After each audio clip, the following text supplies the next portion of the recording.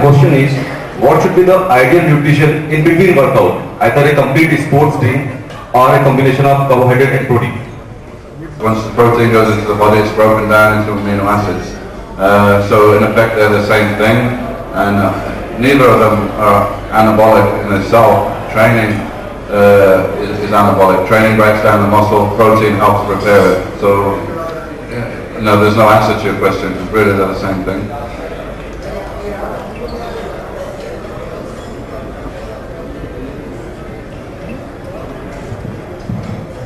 First of all, good afternoon, sir.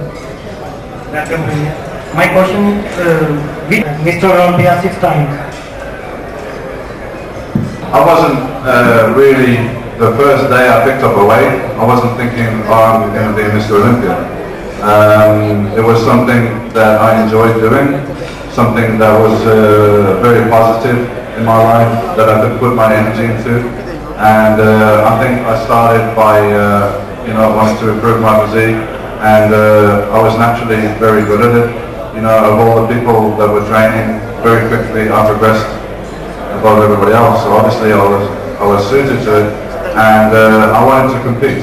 I didn't start bodybuilding because I was underweight and I wanted to get bigger or anything like that, because I was already probably bigger than most of my friends and more muscular and so on.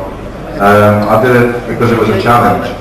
And I wanted to do the challenge, and very quickly I wanted to do competition. So almost from the start I did it as a competitive sport, but I didn't start out thinking I'm going to be Mr. Olympia. I took one step at a time, and probably by the time that I won the national championships, then I was thinking about the possibility in the future of being Mr. Olympia. But you have to break things down into goals. And you have to have achievable goals. If you're standing at the bottom of Mount Everest, climb it because it would be an impossible task.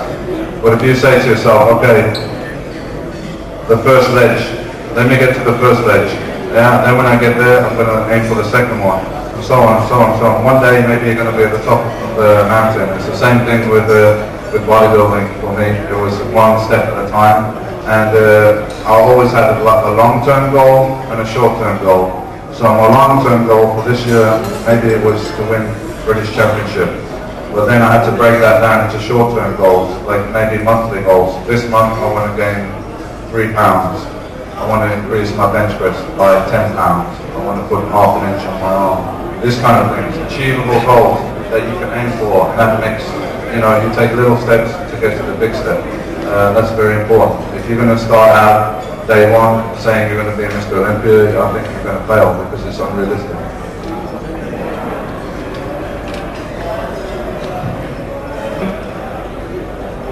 But the short answer to that is no, but if you're very young, if you're under the age of 17, where your bones are still supple, I wouldn't advise a lot of really heavy overhead lifting, that's going to put downward pressure on your spine, heavy squats, overhead presses, freestanding presses, things like that.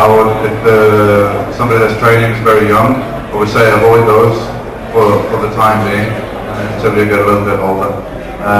But really, your height is genetically predetermined, but you could damage the spine if you do a lot of overhead heavy lifting, anything that's putting a lot of downward pressure on the spine when you're younger, so advise against that. But ultimately your height. WWF and WWE